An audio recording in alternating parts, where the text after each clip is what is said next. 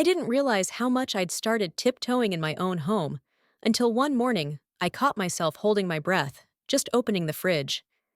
It wasn't fear of violence, nothing that dramatic. It was the constant pressure, the slow grinding weight of someone who thought every dollar I spent and every hour I rested belonged to him. That quiet dread settled into my routine so gradually that by the time I noticed it, it already felt normal. Most days, I'd come home from my shift at the grocery store, tired but trying to stay upbeat. I liked the work well enough. I knew the regulars, stocked shelves, handled carts, nothing complicated. I didn't make much, but I managed. Or at least I used to, back when my money was actually mine.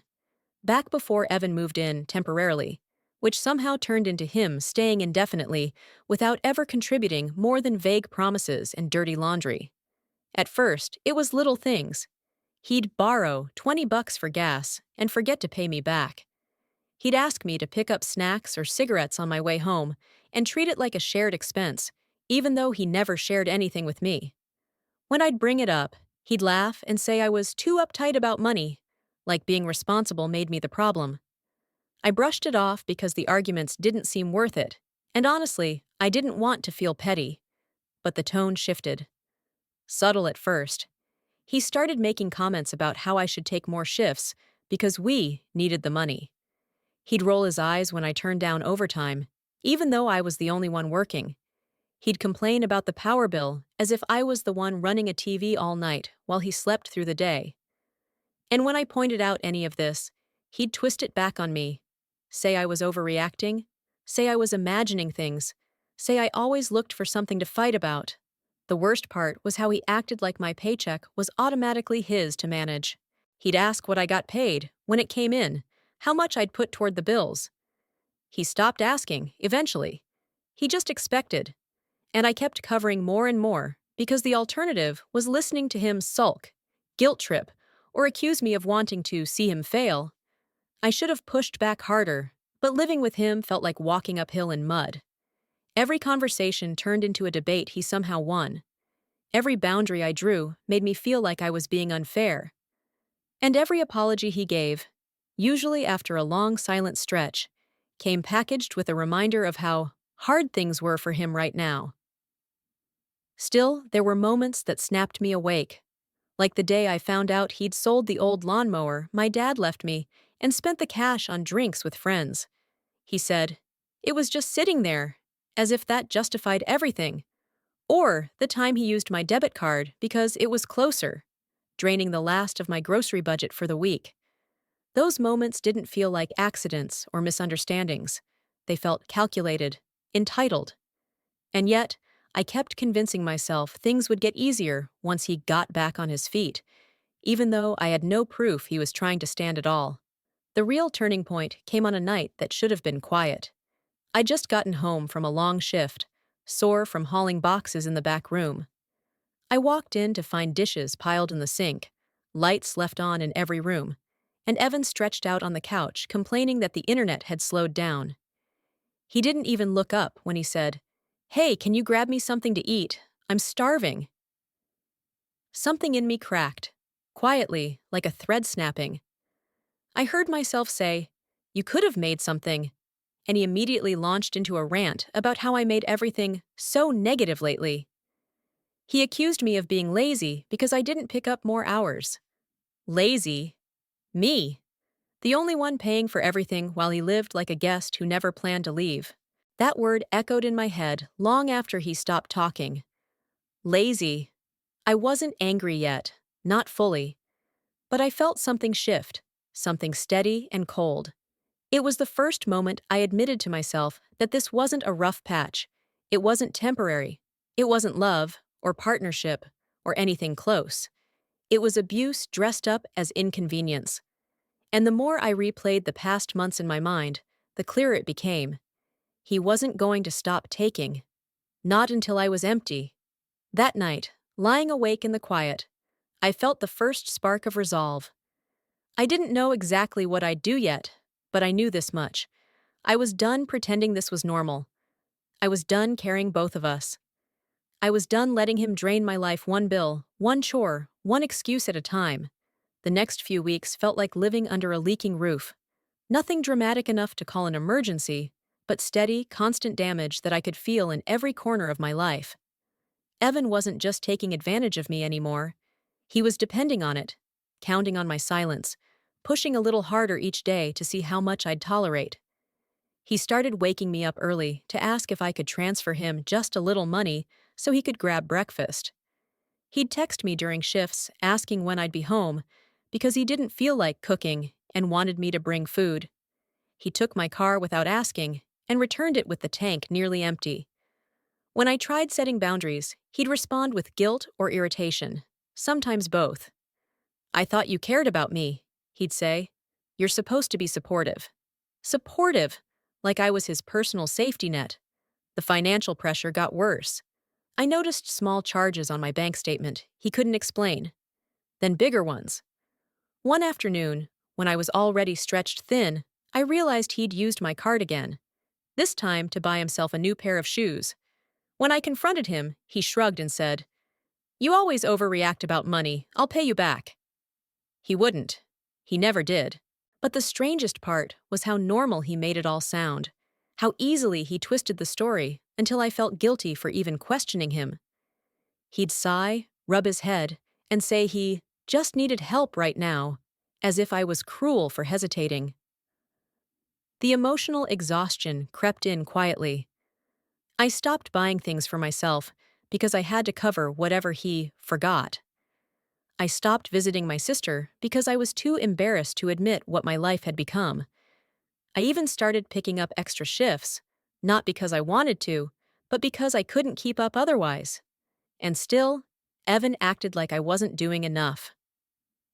The breaking point came on a Tuesday afternoon, one of those long days where the store felt endless and every customer had a question.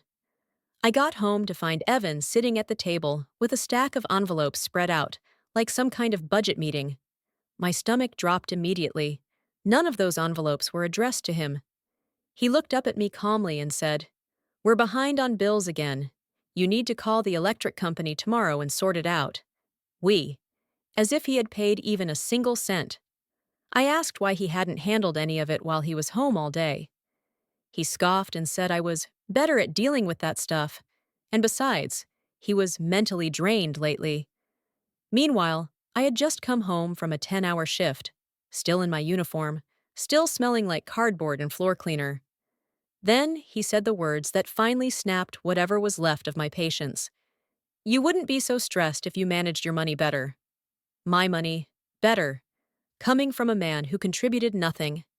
I felt my face getting hot, not from embarrassment this time, but from a kind of slow, rising realization.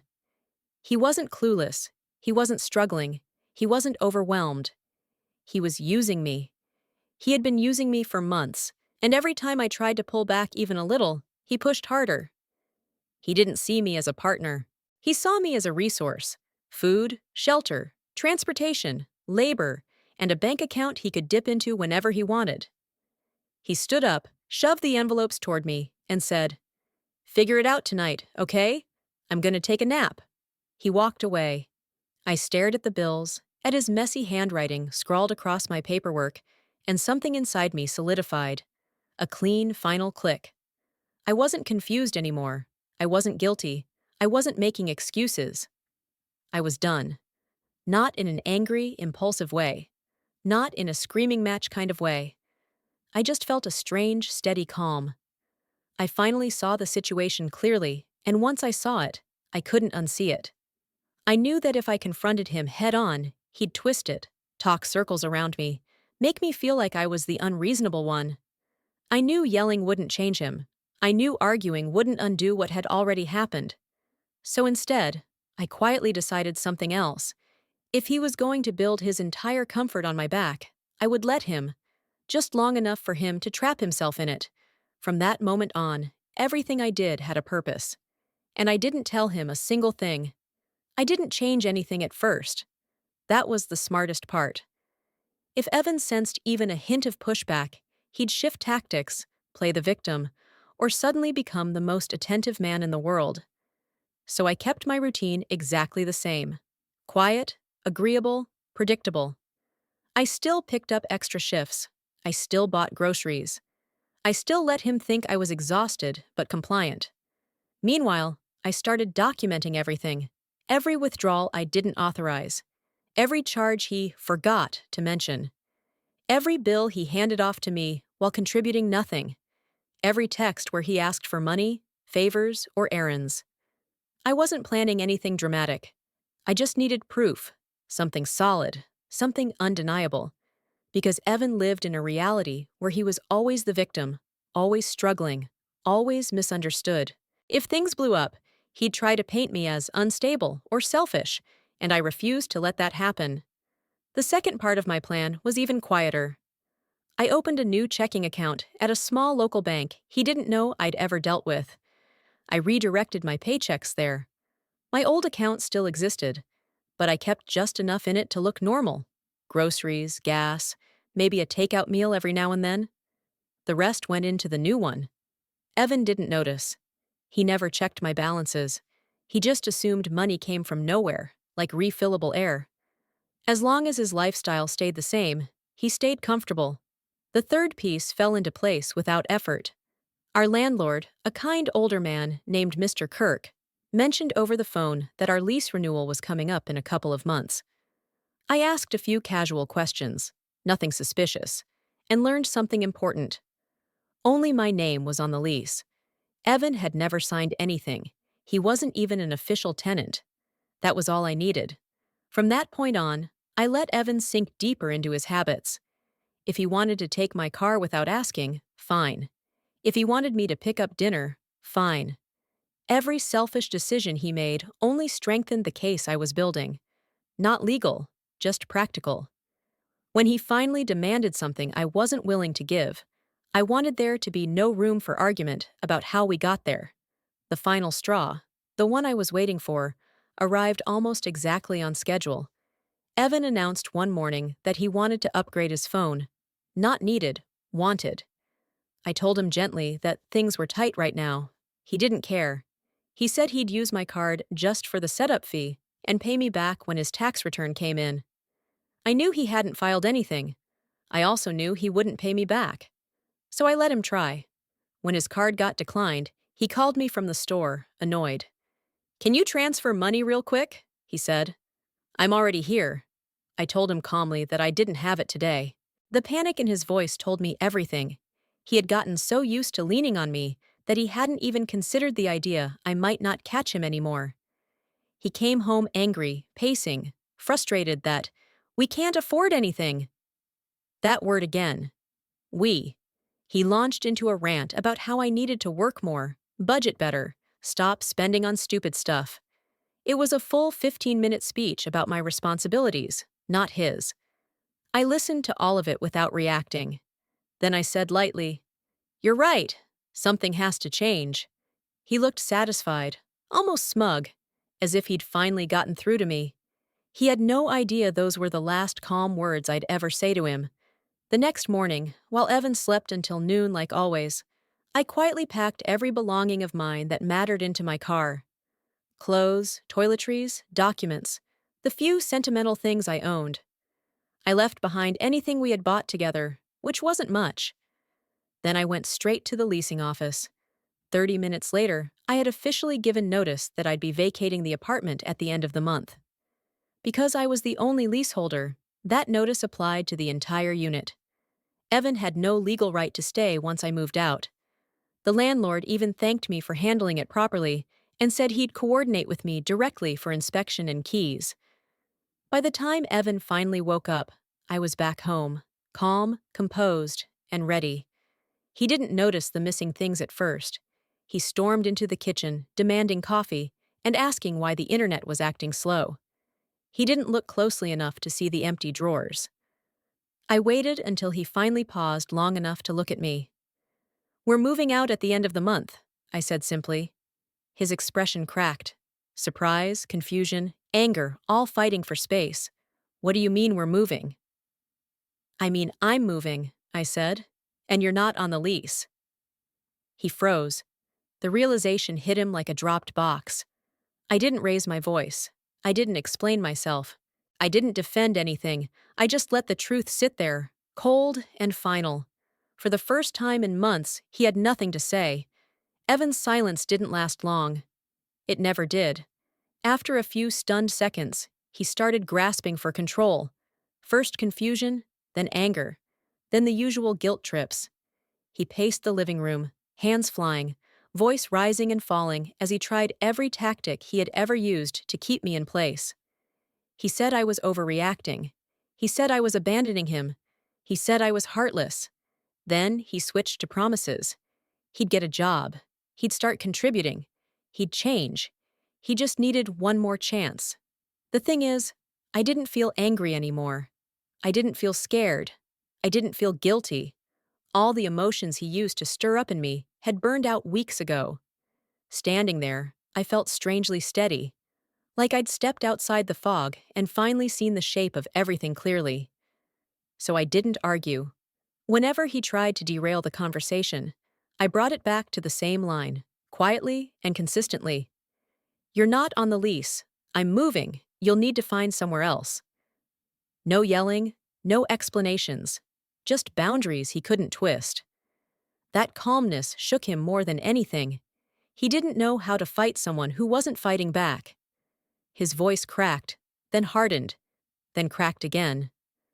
At one point, he slammed a cabinet door, but even that felt more performative than threatening, like he was trying to scare me back into the version of myself he preferred. It didn't work. Over the next few days, his behavior swung wildly.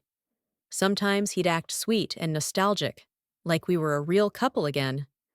Other times he'd sulk or mutter comments under his breath about how ungrateful I was. He tried to make himself look pitiful, tried to paint me as selfish, tried to convince me this was a mistake. But I had already made arrangements. I found a small room for rent above a family-owned shop. Nothing fancy, but peaceful and mine. My belongings were packed. My finances were safely separated.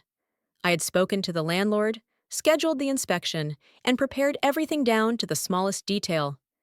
Evan, on the other hand, had done nothing. He didn't look for a place to stay. He didn't pack. He didn't prepare. He spent most of his time trying to emotionally exhaust me into undoing my decision. But the beauty of quiet revenge is that it doesn't require confrontation. It runs on gravity. Once everything is set in motion, the consequences fall exactly where they're supposed to.